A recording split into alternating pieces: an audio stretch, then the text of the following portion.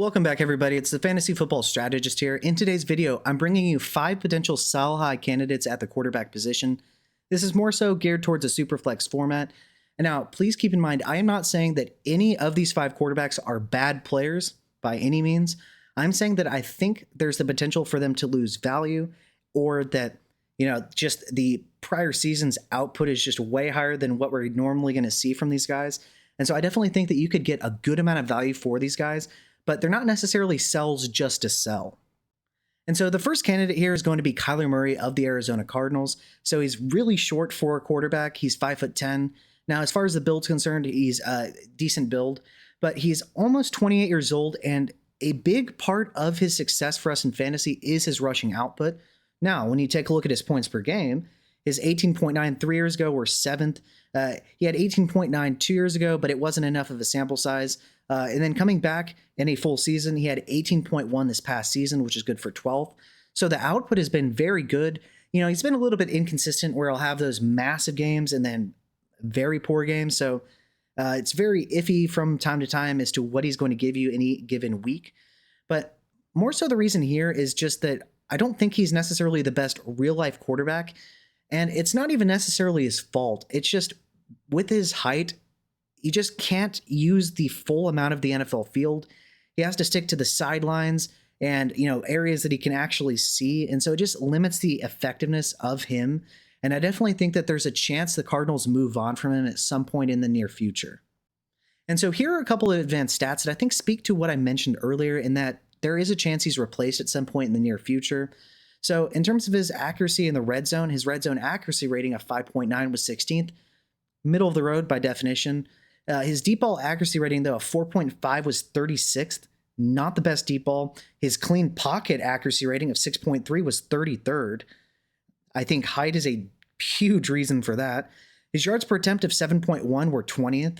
Now, a lot of that is he just doesn't allow the progressions to go through to reach these longer plays for Marvin Harrison, for instance. And it was just a lot of short dump offs to McBride, which is great for me as a McBride owner, and I'm sure plenty of you had him, and that's great. But in terms of real life effectiveness, you have to be able to progress through your reads.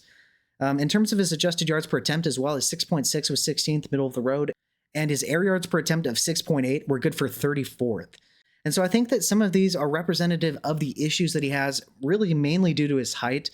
And then I think, as he starts to age a little bit, I think that the rushing output, which is what saves him and allows him to be as effective as he is as a quarterback, could potentially fade. And then what are you left with? So I do think that before he loses value due to potentially losing some of his rushing prowess or potentially his starting gig altogether, that he is a good sell high candidate. And so I'm going to mention one thing real quick. These are real trades that have nothing to do with me, that were made per Dynasty Daddy. I can't control whether your league market would do trades like these. And now part of this is, dependent on what you think of Kyler Murray and his long-term future. But as of 2 days ago, Kyler Murray and a 2026 second-round pick were sent for Bo Nix. Bo Nix finished as the QB7 with a decent amount of rushing upside. In a situation where, yes, he had the best pass-blocking offensive line, which is going to remain intact and a good reason to like him, but also with Sean Payton, a good head coach. But really, the passing game assets, the playmakers, were extremely lacking. You had Cortland Sutton, Marvin Mims, Franklin. Good luck naming a good tight end on their roster. Really, he did what he did, and the running back group was pretty atrocious as well. For Bo Nix to have finished that high in that situation as a rookie, I think is incredibly impressive. And I think they're definitely going to upgrade the playmakers. And so, in my opinion, I would much rather have Bo Nix than Kyler Murray in a second-round pick, especially in 2026, one that, while we definitely don't know what it's going to end up looking like at the time of the draft, it usually gets better every year. It doesn't look like a particularly good class. So I would just personally rather have the Bo Nix side. Now, another one, Baker Mayfield and the 112 for Kyler Murray. I would much rather have Baker Mayfield in the 112 personally. I think Baker Mayfield has a ton of upside. He actually finished higher than Kyler Murray. Now, I'll be mentioning Baker Mayfield in a minute here. But in terms of if I could get a first-round pick and Baker Mayfield for Kyler Murray, I would much rather have that. I think that Baker Mayfield is a better real-life quarterback as well, so I think the longevity is definitely there. Now, another one made 15 days ago was Kyler Murray for Justin Herbert. Now, the short-term upside of Kyler Murray might be higher arguably than Justin Herbert, but Justin Herbert is younger and he's, tall enough to really be a proficient quarterback. He has a good head coach now. He has good passing game assets around him, a good offensive line.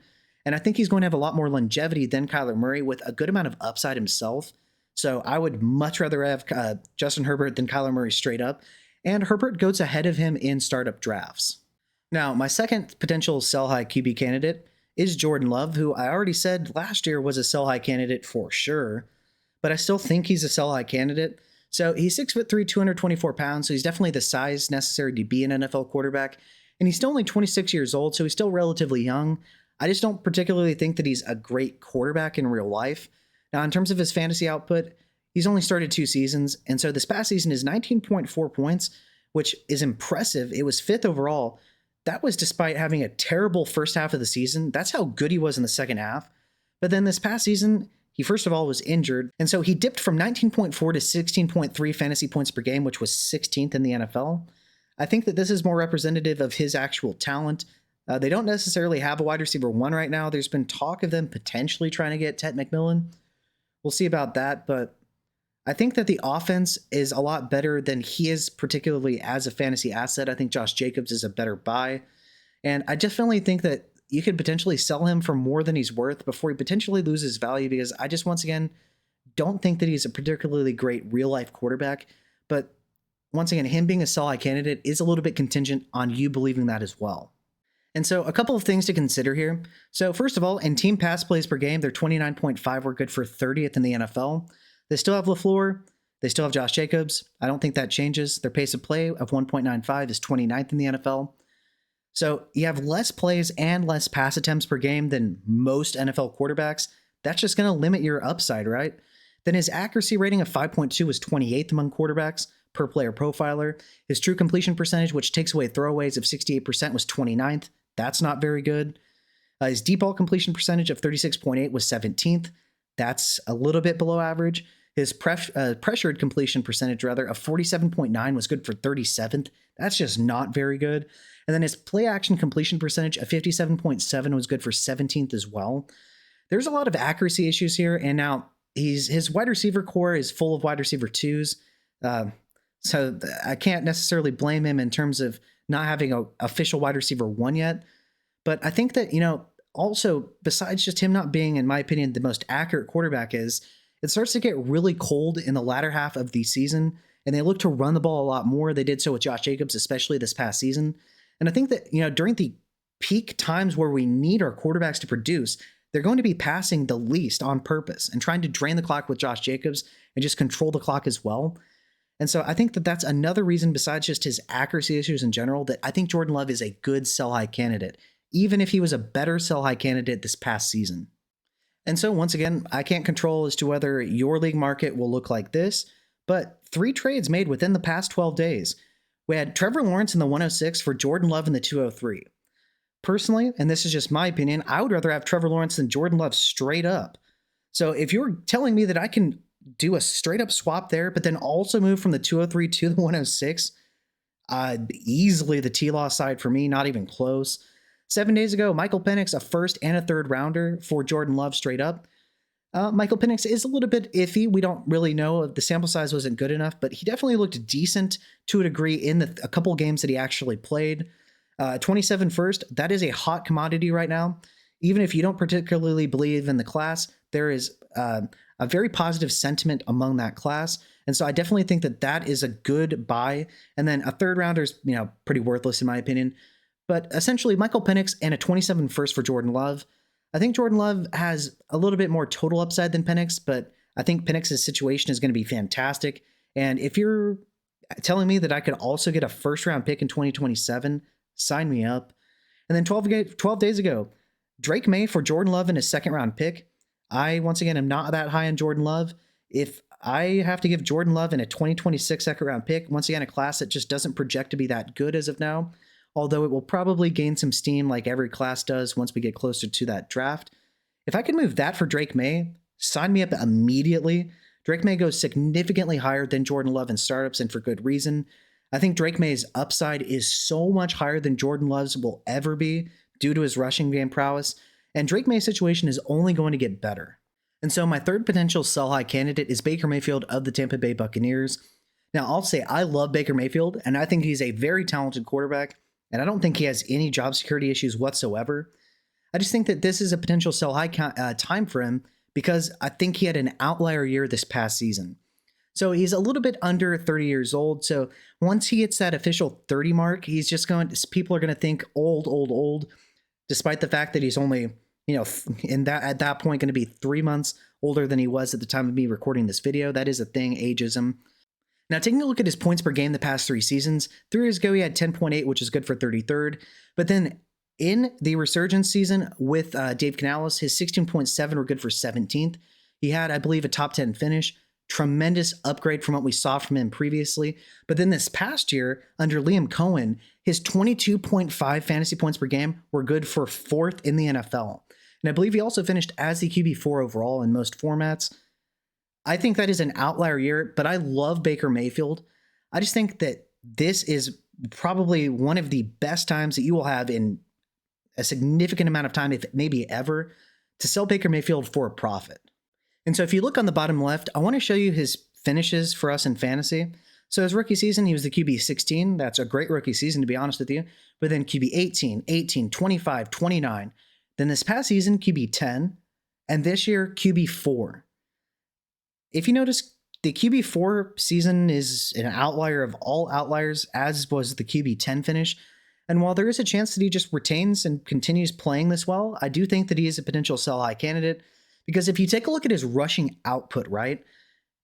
Basically, until this season, he hadn't even had a 200-yard season rushing the football. And he had multiple years of either 1 or 0 rushing touchdowns before having 378 and 3.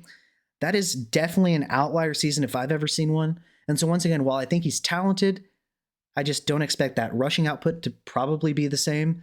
And then another thing is they lost Liam Cohen. So now they have Josh Grizzard. We'll see if things remain the same in terms of his play calling ability. But once again, with the loss of Liam Cohen, this being an outlier year in terms of rushing production and total finish, I definitely think that he's a good sell high candidate, but I do love Baker Mayfield. Now, taking a look at a couple of trades that were made within the past 16 days. Once again, I can't control whether your league market agrees with this. 5 days ago, Baker was sold for the 101 in a 10-team format. Give me Ashton Jeanty over Baker Mayfield. He goes way earlier in startups. Jeanty, I believe, as of now, goes in the early 3rd round, sometimes earlier, sometimes maybe a little bit later than that, but not too much later. And then Baker Mayfield is, I think, generally, a 5th round, give or take, startup pick. So easily the Ashton Jeanty side for me. Then the next trade 10 days ago was Baker Mayfield for Trevor Lawrence in a 12-team format. Trevor Lawrence gets the former offensive coordinator with Baker Mayfield from this past season as his head coach. He has a tremendous wide receiver 1, probably at least, in Brian Thomas. I think that continues. They're probably going to add more as well. And you definitely get an age decrease going from Baker to T-Law. So I would definitely rather have the Trevor Lawrence side. And Trevor Lawrence goes earlier in startups. And then 16 days ago, Baker Mayfield for Caleb Williams straight up in a 12-team format. Easily Caleb Williams. Caleb Williams is significantly younger, gets a massive probable coaching upgrade. And Ben Johnson, tremendous situation. They beefed up the offensive line. The rushing upside for Caleb Williams, I think, is much higher than Baker Mayfield besides the age decrease. And so I definitely would much rather have the Caleb Williams side of that trade. And I want to give a special shout out to my Patreon members. Thank you to Big Hunt, SP, Major Jack, and Infamy MTG. If you would like to become a member, I'm going to leave a link in the comment section. As far as what you'll gain, you'll get access to a private Discord server. I'm going to have a real life and fantasy football chat where we talk about real life NFL news. Any questions you might have will be answered in the real life NFL chat. And as far as the fantasy football chat, we'll talk about what's happening in the fantasy world. I'll give you team reviews, give you optimal roster construction based on your specific league settings, trades you can make to strengthen your roster, buying and selling points, specifically price points for various players based on your positions of need. I'll give you a special shout out, obviously, on all of these videos. You'll get early access to videos. You'll be part of private live streams that are not available to regular YouTube members. And you will also have the ability to suggest videos specifically for you on Patreon. I've already made one on Isaac Rendo as per request by one of my Patreon members. And so once again, if you would like to join, the link is going to be in the comment section. Thanks. Now, my fourth sell high candidate is JJ McCarthy of the Minnesota Vikings. So he was 6'3", 219 pounds. He tore his meniscus and didn't really get to play his rookie season. It was reported that he was down to under 200 pounds. Reports as of 4 days ago, from me recording this video at least, were that he's up to 210. So he's still a little bit on the lighter side, to be honest with you. He's 22 years and 2 months old right now, so still very young. He was selected 10th overall, but it was definitely debatable as to whether he was even worthy of a first-round pick to begin with. Some people said yes, some people said no. The Vikings did take him there. But, before his injury, there were reports like this one from Dov Kleeman that he was struggling in training camp against his Vikings starting defense. Now, the Vikings defense is tricky. It uses odd fronts. It's full of talent as well and was coached well. So it's not as if he was struggling against bums, right? But even KOC admitted last season that he had ups and downs. But then there's also that his rookie season was once again derailed by that meniscus tear, and the surgery took him out for the entirety of his rookie season. And so I wanted to show you a couple of these scouting reports regarding him. Some of his weaknesses were he's a little bit sluggish reading through his progressions and gets stuck on the first read. Well, not being able to practice for an entire year, how much better is he going to have gotten at that? His modest arm strength might be magnified by windup in his delivery. So not the strongest arm, but it's not, terribly weak either. His ball placement is a little bit of an issue at times. He leaves throws behind his moving targets. His deep balls need to come out quicker. And finally, he just doesn't have a tremendous amount of escapability as a rusher. And this was pre-injury. So a lot of these things, you just need practice to be able to work through, right? Well, he just wasn't able to do that because of the injury. Now, another thing I want to mention is there's no guarantee that any player ever fully recovers from an injury. He could have issues year after year after year. We don't know that. People were saying this past season, right? Oh, Jonathan Brooks, it was a clean ACL tear, right? He'll come back. He might be a little bit slow, but he'll be fine. Retore his ACL again. There is no guarantee that he is ever healthy. Now, I don't have any particular reason to think that he's going to be unhealthy, but that is a legitimate risk, right? And so these are a couple of trades that were made within the past 20 days for JJ McCarthy. Now, once again, I can't control whether your league will accept trades like these, but these are legitimate trades per Dynasty Daddy.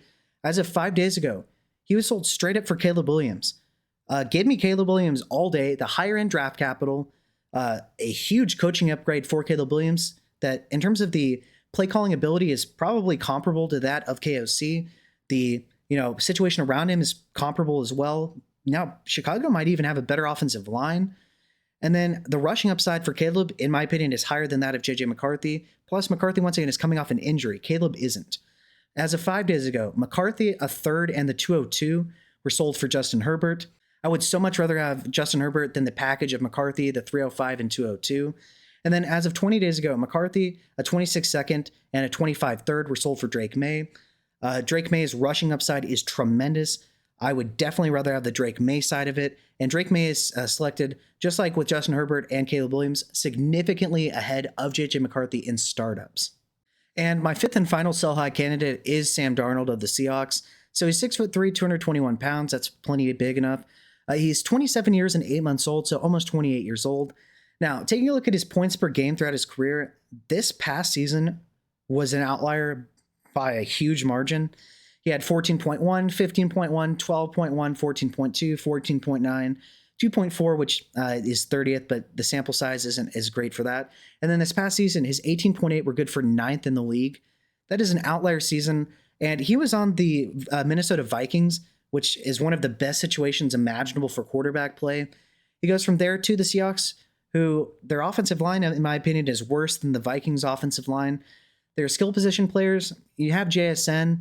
You have Cooper Kupp whenever he's going to be healthy. Noah Fant for now is fine. Kenneth Walker and Zach Charbonnet are good running backs. But I think it's overall a decrease, and he just doesn't have that offensive mind in Seattle that he had with the Minnesota Vikings. So I think the situation is going to lead to him scoring significantly fewer points this season than he did this past season. And so some advanced stats here. Per PFF, the pass blocking grade for the Seahawks this past season was 26th in the league. There are no notable upgrades for them, so unless they significantly upgrade and address the line in the draft, that's not very good and worse than what he had in Minnesota. Now, in terms of his danger plays and interceptable passes, his 27 danger plays were 5th in the league this past season, and his 20 interceptable passes were 5th. He is a turnover machine. And it's only amplified when the pressure is put upon him, which is going to happen more often given the coaching downgrade, scheme downgrade, and offensive line downgrade. Now, in terms of the contract that he signed, it's really potentially only a 2-year deal, one if they really just want to get rid of him. And so he's definitely going to make it this year with a $37.5 million cap. But then this next season, it's 25.6. And in the third season, it's 19.2. There's definitely a chance that he doesn't play out the entirety of this contract. And then who knows if he gets another starting gig, because he'll be closer to 30 at that point. And yeah, he could potentially see his value drop out entirely from the bottom. And so taking a look at 3 trades made within the past 3 days involving Sam Darnold. Once again, like I've said in every one of these videos, and I'm going to continue to say throughout the entirety of this, I can't control whether or not these are realistic trades for your league. But trust me, there were more trades than this. I found 3 trades within the past 3 days where he was sold for a first-round pick. So in the first one, he was sold for a 2027 first in a 10-team format. First of all, in a 10-team format, quarterbacks are not nearly as valuable because more teams can have multiple quarterbacks. So a 27 first for Sam Darnold, I would easily rather have the 27 first. Then in a 12-team format, he was sold for the 112. If you don't need a quarterback, that's a smash in my opinion. If I was looking to buy Sam Darnold, I would not pay that much personally. There's just not enough long-term security, and the upside just I don't think is nearly as good as it was with him being with the Vikings. And then 3 days ago in a 12-team format, he was sold for the 110. I would much rather have the 110. And if I was looking to buy Sam Darnold, I would not consider giving up the 110. And so to review my top 5 sell-high candidates from the quarterback position, at 1 we have Kyler Murray, 2 Jordan Love, 3 Baker Mayfield, 4 J.J. McCarthy, and 5 Sam Darnold. Remember with Kyler Murray, it is important, and the distinction is whether you believe in him long-term or not. I personally don't think that given his height, which isn't really anything he can control, that he's just not a great long-term starter for the quarterback position. He's ineffective when he's in the pocket, which is critical. And I think that as he starts to age out here, he's almost 28 years old. He's going to lose some of that rushing prowess, which is the biggest reason that he's an elite asset for us. And he could potentially lose his starting job relatively soon. So I think he's a good sell-high candidate. At 2, we have Jordan Love. Jordan Love, over the second half of the first season in which he started in 2023, the first half, he was terrible. The second half, he was an elite QB1. But then we saw that, his points per game dropped drastically. They still don't have an official wide receiver 1. Maybe they get one, but also during, the latter half of years, they're going to try to run the ball when it matters the most for us in fantasy championships because it's going to be cold out and they want to control the ball. So I don't think he's going to be scoring his points at the most when we need them the most. Then at 3, we have Baker Mayfield. Remember, he was a QB4. That is an outlier season. Remember that he had way more rushing yards and rushing touchdowns than he had at any point in his entire NFL career. He lost Liam Cohen. We'll see if Josh Grizzard is good, but I definitely think that he's probably not repeating as a top 4 quarterback and is a good sell high because of it. And then at 4, we have J.J. McCarthy. Remember, he missed his entire rookie season with that meniscus tear. There were reports that he'd looked a little bit like a mixed bag in practice. Now, he is playing against the Vikings defense once again. But remember that, with injuries, there's no guarantee that anybody ever returns and is injury proof. We saw that with Jonathan Brooks, for instance, right? It was, it's a clean ACL tear, right? He's going to be fine. He might start out a little bit slow. He came back, they took it slow, and then he retore it instantly. There is no guarantee. There were also, once again, it was questionable as to whether he was a first-round pick or not. He wasn't selected at the tippity top of the first round either. So J.J. McCarthy is a little bit risky. There's some upside for sure, but a lot of risk with him.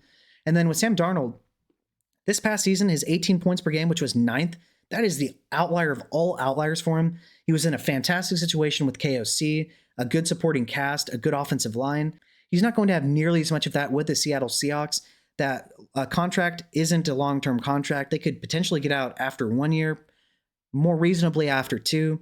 And then, he'll be around 30 years old. Who knows if he'll even get a starting position again. And there were 3 trades I showed you within the past couple of days where you could get first-round picks for him. I would much rather have the first-round picks. All right, so those were my top 5 sell-high candidates in terms of quarterbacks. What do you guys think? Do you think that these are good sell-high candidates? Do you disagree? Do you agree or disagree with the selling point? Now, I understand that you may not necessarily be able to get this type of market value for these quarterbacks, but if you are, I would strongly consider selling these guys. They either had outlier years or there's just a lot less long-term security than you might think. and their value could potentially bottom out depending on the circumstances. Once again, feel free to check out my Patreon. Feel free to like and subscribe. It's a free and easy way to support the channel, and I'd really appreciate it. Thank you, and have a good day.